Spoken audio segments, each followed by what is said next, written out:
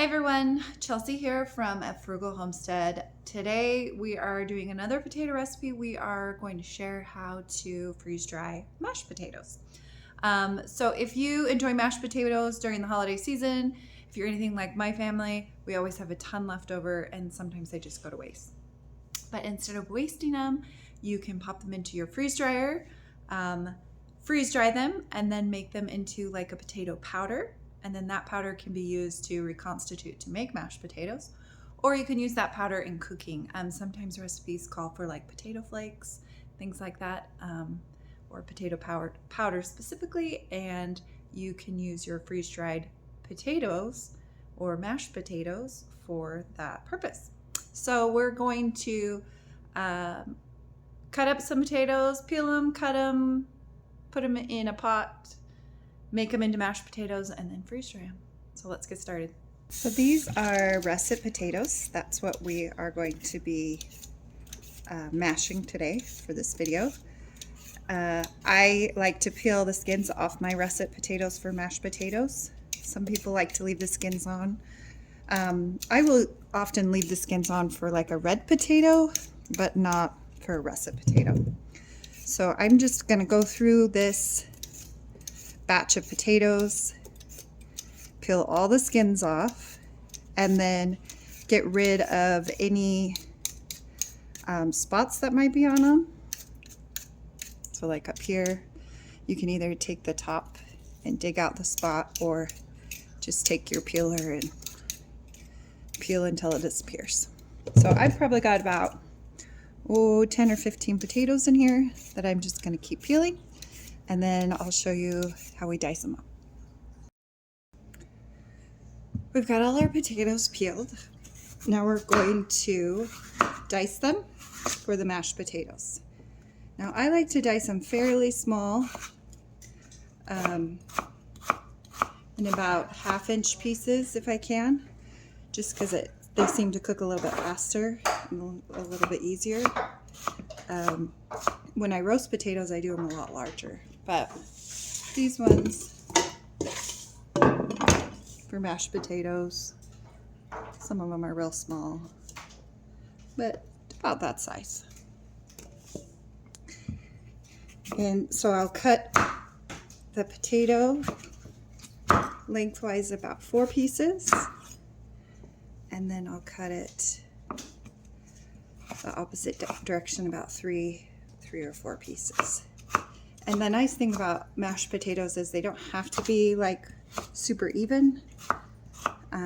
They can all be different sizes because they're all getting mashed. So in the end, they'll all be mashed. So it doesn't matter if they're unequal sizes. So I'm just gonna go ahead and cut all these potatoes, and then we will go mash them up, or we will put them in water in them and get them cooking. Can't mash them until we cook them. All right, we've got our potatoes all diced, and we put them in some water. You have some options. You can soak them in water and get off some of the starch and dump it, or you can just put them in the water and boil them that way. It kind of depends on what you're doing with your potatoes. Some people like them less starchy. I don't really care. The starch is fine with me. So I just put them in. They're in the water here, fully covered, and we are going to boil them, bring them up to a boil, and then let them boil for several minutes until they are soft and smushy, so that we can smash them into mashed potatoes. Our potatoes are all cooked up here. So we've drained them of their water. I'm going to add them to our bowl here. We're going to have to probably do 2 rounds of mashing, just so that we can get all these potatoes mashed, which is just fine. So I just use my KitchenAid, and I put my whisk on there. And I'm going to add about a 1/4 cup of butter.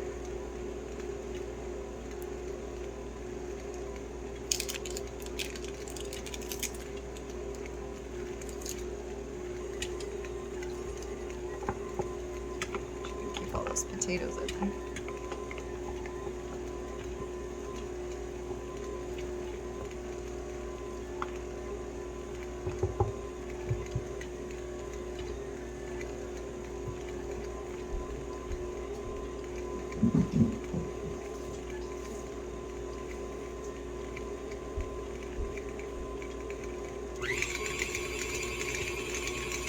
And then a splash of milk.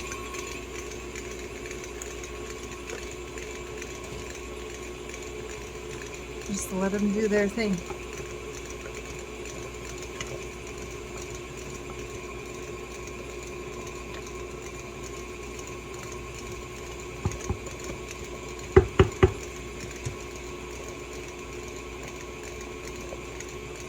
A little salt.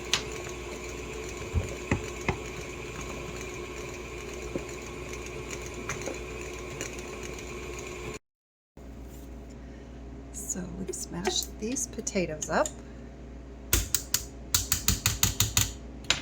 We're just going to scoop them out of the pots and put them right onto the tray like that.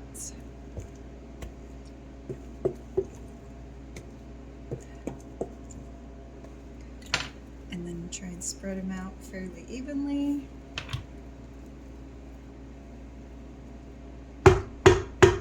Still some bigger pieces, so we'll blend some of those up a little bit more. We're just gonna smooth out those potatoes.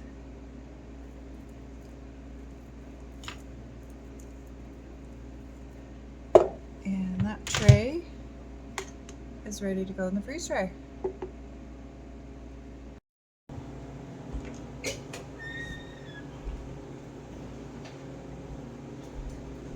Mashed potatoes, looking delicious. They're ready to go in the freeze dryer.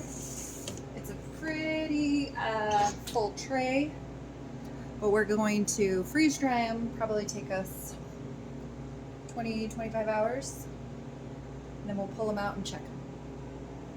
So I pulled the mashed potatoes out and they're still wet. This center part right here still has ice in it, and I'm going to show you right now. Can you see? That's just water right there. So, and some of the outside edges are still wet as well. So what I'm actually going to do, I think I just have too many potatoes on this tray. So what I'm going to actually do is put them in a blender and blend up what I have and kind of powder it, and then put this back in. This has been in an extra couple of hours and it's still not done. So we're going to try and speed up this process. All right, our mashed potatoes are finally done. It took putting them in the blender and several extra hours of dry time. And I think what it just amounted to is I had too many on the one tray. I should have maybe split them between 2 trays, but there's no ice crystals in here that I can find. Everything seems nice and dry and warm. So we are ready to put them in the packaging. So the original plan was to have the mashed potatoes on the tray, pull them out, put them in the blender, blend them, and to create this kind of potato powder. But since we ran into trouble with the center, just not the ice crystal still in the center, I went ahead and threw it in the blender. It mixed really well, so I'm not going to put it in the blender again. I could, because there's still some clumps in here that could get smaller, but we're going to leave it as is.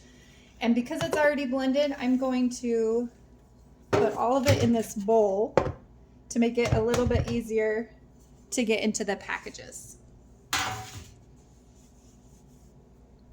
So I have my funnel, I have a measuring cup, and then I have my Mylar bag here. I've already labeled it mashed potatoes. I could put prepared mashed potatoes. I could put potato powder, a mashed potato powder. You could be more descriptive if you want, but that's just what I put on my mashed potatoes. And then I always try and use my funnel if I can find it. And then just scoop those potatoes right into the Mylar bag. Now I am curious, and I may have to try an experiment and try mashed potatoes again and see if I put less on the tray, if I have as much of an issue as I did this time. I was just really surprised. There just was always these chunks of ice in these potatoes. And I don't know if it's because they were so dense and it was just hard for the air to get to all the areas. But every time I took them out, it took, there was still ice in them. So, and this will be 3 good sized packages of mashed potatoes. With all that potato powder. All right, so there's my potatoes in the bag there. And then now I'm going to add my oxygen absorbers. Just one for each bag. And then the last 2 in there will seal it up. Just try and keep them from going bad. So I'm going to keep my eye on these bags of mashed potatoes. Like I said, everything felt really good. It felt like it had finally all dried the way it was supposed to. But I think I may keep them on my counter for a week or 2 just to make sure that they stay powdery and don't soften up or gunk up. Because if they do that, then that's a sign that there's still some water in it, and I don't want any water. But that is how you freeze dry mashed potatoes. And like I said before, you could just take them off the tray and put them in your bags, just as chunks. But in putting them in the blender, it broke them up so that I could put them in the bag easier, and it's also easier to store. If I had kept the mashed potatoes in their big form, I would have probably needed to use a bigger bag. And since they are mashed potatoes, they're already mashed. Having them in a powder and then just adding water, they'll still be mashed. So this kind of saves space and a little bit of energy when you're prepping them again. Anyway, that's how you do mashed potatoes. If you have questions, let me know in the comments. And hopefully you check out some of our other freeze drying videos. We have lots of them. We have lots of potato ones. And we will see you guys next time.